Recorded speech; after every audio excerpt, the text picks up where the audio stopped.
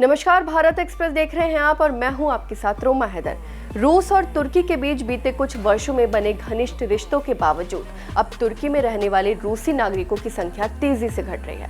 जी हां, ताज़ा आंकड़े बताते हैं कि पिछले 2 सालों में यहां रूसी आबादी लगभग आधी रह गई है। 2023 में जहां तुर्की में करीब 1,54,000 रूसी रहते थे, वहीं 2025 में ये संख्या घटकर लगभग 85,000 रह गई है।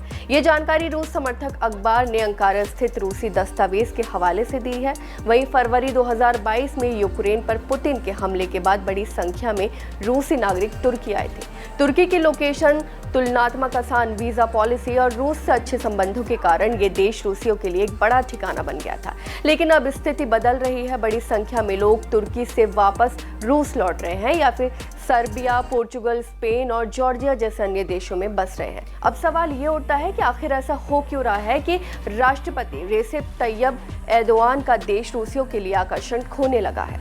इसकी सबसे बड़ी वजह है महंगाई। जी हाँ, तुर्की में महंगाई फिलहाल लगभग 33% के आसपास है। रियल एस्टेट की कीमतें पिछले 1 साल में 30% से ज्यादा बढ़ गई हैं, जिससे घर खरीदना या किराए पर लेना बेहद महंगा हो गया है। इसके अलावा निवास परमिट यानी रहने की इजाजत का नवीनीकरण पाना बेहद मुश्किल हो गया है। कई मामलों में लोगों को रिन्यूअल से मना कर दिया जाता है, भले ही उनके पास खुद का घर हो या वो कई वर्षों से वहां रह रहे हो। वहीं कुछ इलाकों में तो विदेशियों के लिए घर खरीदना या किराए पर लेने पर सीधी पाबंदी लगा दी गई है। साथ ही विदेशियों पर टैक्स बढ़ा दिए गए हैं और इमिग्रेशन नियम भी कड़े कर दिए गए हैं। अगस्त 2024 से तुर्की सरकार ने पर्यटकों को अस्थायी निवास परमिट देना बंद कर दिया था। इस नीति परिवर्तन ने उन रूसियों को खासा प्रभावित किया जो पहले टूरिस्ट वीजा के जरिए लंबे समय तक रह पाते थे। दूसरी बड़ी समस्या है कि सार्वजनिक सेवाओं की गिरती गुणवत्ता। जी हाँ, अस्पताल में लंबा इंतजार, शहरों में गंदगी और सार्वजनिक स्थानों पर धूम्रपान जैसी आदतें विदेशियों को खटक रही हैं।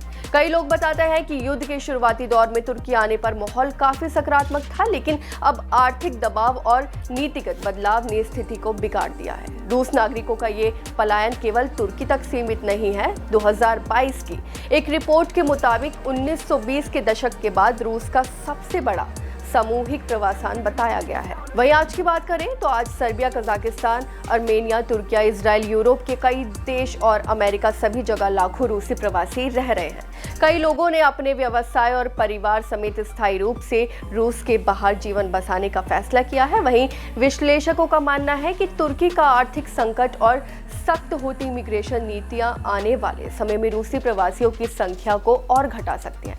वहीं रूस लौटने वाले नागरिक अक्सर बताते हैं कि तुर्की में शुरुआती राहत के बाद अब रहन सहन का खर्चा इतना बढ़ गया है कि वापस लौटना या किसी अन्य देश में जाना आर्थिक व्यवहारिक लग रहा है। नतीजा ये है कि जो तुर्की कभी रूसियों के लिए सुरक्षित और सस्ता ठिकाना माना जाता था, वो अब अपनी चमक खो रहा है। अगर यही रुझान जारी रहा तो आने वाले कुछ सालों में तुर्की में रूसी समुदाय पहले से भी छोटा हो सकता है। आपको क्या लगता है, हमें कमेंट करके जरूर बताएं। फिलहाल इस खबर में बस इतना ही। ऐसे ही तमाम खबरों को देखने के लिए देखते रहिए भारत एक्सप्रेस।